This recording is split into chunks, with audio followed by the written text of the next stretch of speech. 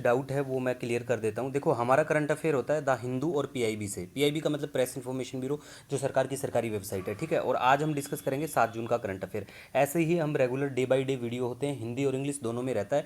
और फ्री वाला पीडीएफ आपको हमारा टेलीग्राम चैनल है द हिंदू पीआईबी नोट्स, मतलब सेम नाम से ही टेलीग्राम चैनल है। दूसरी बात, बच्चों का कल वाले वीडियो पे कम से कम 50 से ज़्यादा बच्चों के कमेंट आ रखे हैं और बच्चों ने पूछ रखा है कि पेड वाला करंट अफेयर कहाँ मिलेगा और कैसा होता है। देखो, पेड वाला करंट अफेयर के लिए आप व्हाट्सअप पे एक बार मैसेज कर देना, आपको पीडीएफ अवेलेबल हो जाएगी। दूसरी बात, पेड और फ्री में डिफरेंस ही रहता है। पेड में थोड़ा एक्स्ट्रा इंपॉर्टेंट रहता है, जो यूपीएससी और स्टेट पीसीएस के लिए काफ़ी कारगर रहता है, ठीक है। बाकी फ्री वाला करंट अफेयर में भी तगड़ी वाली दम है। और रिसेंटली जो यूपीएससी का पेपर हुआ था, है ना, उसमें भी अच्छे नंबर ऑफ क्वेश्चन डायरेक्ट आए हैं, मैंने प्रूफ भी दिए हैं, आप वीडियो देख सकते हैं, ठीक है। फालतू बात नहीं करेंगे, वीडियो को स्टार्ट करते हैं। 7 जून का करंट अफेयर आज हम डिस्कस करेंगे। द हिंदू पीआईबी नोट्स हमारा करंट अफेयर होता है, देश के हर एग्जाम के लिए काम का रहता है। चलिए स्टार्ट करते हैं। देखो, सबसे पहले बात करें तो इंडिया का जो हमारा मेंस का अंडर 18, ठीक है, लड़कों वाला, ठीक है, अंडर 18 एशिया कप जीत लिया है, ठीक है।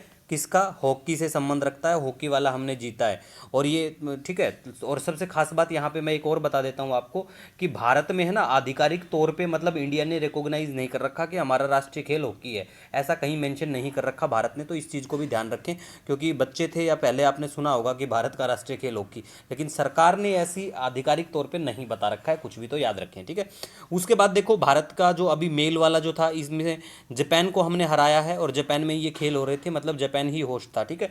पुरुष वर्ग की अगर बात करें भारत में, तो देखो 6 स्वर्ण, मतलब हॉकी की अगर बात करें तो 6 स्वर्ण पदक अभी तक हमने जीत लिए हैं, 1928 से 56। ये हमारा पुराना था, तो रिकॉर्ड याद रखो तो अच्छी बात है, अदरवाइज कोई इशू की बात नहीं है। और भारत में हॉकी के पिता के नाम से मेजर ध्यानचंद जी को जानते हैं। और पेरिस ओलंपिक 2024 में हमने कांस्य पदक यानी कि ब्रॉन्ज जीता था, तो ये चीज़ भी आप बिल्कुल याद रखें। अब ये भी याद रखो कि भारतीय महिला अंडर 18 की जो टीम थी, उन्होंने भी ब्रॉन्ज जीता है, मतलब उन्होंने अभी ब्रॉन्ज जीता है, याद रख लो। दक्षिण कोरिया को हमने हराया इसमें, और इसमें स्वर्ण पदक मिला है चीन को, तो इतना याद रखो और आगे बढ़ जाओ, ठीक है। इसके बाद देखो, आर प्रगनंदा ने नॉर्वे शतरंज टूर्नामेंट जीत लिया है, ठीक है।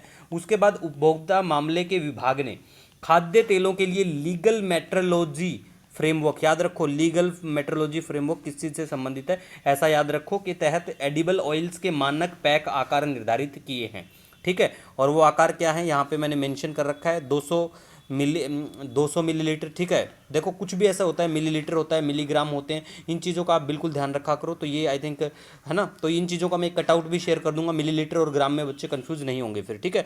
और 1 लीटर पर किलोग्राम से लेके 5 तक, मतलब यहाँ पे 2 लिखना होगा, मतलब 1 लीटर का, 2 लीटर का, 3, 4, 5 तक। उसके बाद में डायरेक्ट आता है 15 लीटर का और 20 लीटर का। तो टेंशन फ्री रहो, जब अपना पीडीएफ आएगा उसमें अच्छे से आपको डिफाइन करके मिल जाएंगी चीज़ें, ठीक है।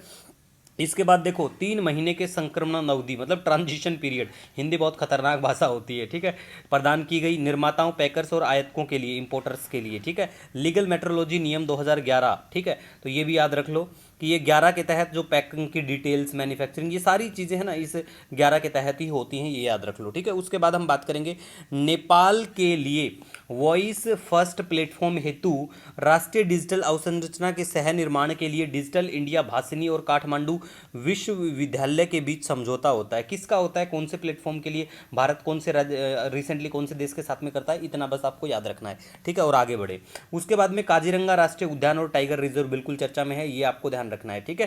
क्यों चर्चा में? आसाम में पड़ता है, ये याद रखो। और चर्चा में देखो, एक डिफ्लू रिवर भी है जो इस राष्ट्रीय उद्यान से जाती है, ये याद रख लेना, नाम है उसका डिफ्लू रिवर, ठीक है। दिहिंग नहीं है, दिहिंग, ऐसे कंफ्यूज मत होना, वो साउथ की तरफ पड़ती है यहाँ पे, ठीक है। और इस राष्ट्रीय उद्यान को यूनेस्को विश्व धरोहर स्थल 1985 में घोषित किया गया था। असम में तो बिल्कुल ये है ही। और यहाँ पे ब्लैक नेक स्टॉक देखने को मिलेगी, एक रिसेंटली कुछ काउंटिंग्स होती है यहाँ पे बर्ड्स की, तो उसको लेके चर्चा में आया था ये काजीरंगा राष्ट्रीय उद्यान, तो हमने बात की है, ठीक है। तो ये ब्लैक नेक जो स्ट्रोक है यहाँ पे आप देख भी पाएंगे पिक्चर में। तो नर और मादा पक्षी दिखने में समान होते हैं, लेकिन मादा की आंख पीली होती है, ठीक है। आयुष्मान के स्टेटस की बात करें, निकट संकटग्रस्त, मतलब नियर थ्रेटन्ड की कैटेगरी में इसको रखा गया। अब यहाँ पे अगर हम बात करें ना गाइस, तो आपको नजर आएगा बिग 5। क्या बिग 5? मतलब एक सिंग वाला गेंडा आपको यहाँ नजर आ जाएगा, एशियाई हाथी नजर आ जाएंगे, रॉयल बंगाल टाइगर्स, जंगली जल भैंसा और स्वाम्प डीर जो होता है ना, वो भी आपको नजर आ जाएगा। और भारत में देखो, 20 स्टॉक प्रजातियों में से 8 असम में पाई जाती है। मतलब वर्ल्ड वाइड बात करें तो 20 हैं, लेकिन भारत में 8 पाई जाती हैं और 8 असम में देखने को मिलेंगी और काजीरंगा में अकेली आई थिंक 6 पाई जाती हैं, ठीक है। और ये इनहेबिटेट की बात करें तो ये आपको साउथ ईस्ट एशिया में भी नजर आ जाएंगे ब्लैक नेक स्टॉक्स, और दूसरा ये आपको ऑस्ट्रेलिया में भी नजर आएंगे, भारत में तो है ही, ठीक है। इसके बाद नेक्स्ट हम पढ़ेंगे यहाँ पे सांबर झील के बारे में। सांबर झील जो है भारत की सबसे बड़ी अंतर्देशीय मतलब इनलैंड खारे पानी की झील। देखो हिंदी में कई बार ऐसे वर्डिंग हो जाती है, ठीक है, तो उसको हम इंग्लिश में भी लिख देंगे, जो पेड पीडीएफ आएगी बच्चे कंफ्यूज नहीं होंगे उससे, ठीक है। बाकी हमारा वीडियो आप इंग्लिश का भी देख सकते हो, उसमें भी क्लैरिटी रहती है। अब देखो हिंदी यहाँ पे देखना आप, हिंदी भारतीय तेल द्वारा E85 का शुभारंभ। आपको पता है ना, डीजल पेट्रोल भरवाने जाते हो तो E20 ब्लेंडेड और ये सब चला हुआ है ना, तो ऐसे ही E85 का इंडियन ऑयल लेके आया है इसको, ठीक है। तो ये भारतीय तेल, तो याद रख लेना इंडियन ऑयल की बात की जा रही है यहाँ पे, ठीक है। उसके बारे में बात है मीरा आंद्रेवा, ठीक है। इन्होंने ग्रैंड स्लैम खिताब जीत लिया फ्रेंच ओपन में, ये होता मतलब फ्रेंच ओपन के तहत, और टेनिस से संबंध रखती हैं, और ये रशियन है, ये याद रख लो, और यंगेस्ट रशियन है, 19 साल ही इनकी उम्र है। अब ग्रैंड स्लैम टूर्नामेंट से संबंधित ये कौन कौन से मतलब ये किताब होते हैं, ये याद रख लेना एक बार आप। जैसे ऑस्ट्रेलियन ओपन होता है जनवरी के मध्य में ये होता है, फ्रेंच ओपन की बात करें ये मई के अंत में और जून की शुरुआत, जैसे अभी ये हुआ है, ठीक है। विंबलडन के बारे में बात करें जून के अंत जुलाई की शुरुआत लंदन में होता है। बाकियों के नाम जैसे फ्रेंच है तो फ्रांस में, ऑस्ट्रेलियन है तो ऑस्ट्रेलिया में, विंबलडन ही लंदन में होता है। बाकी यूएस जैसे है तो ये अगस्त के अंत और सितंबर के स्टार्टिंग में हो जाता है, और ये यूएस में ही होता है।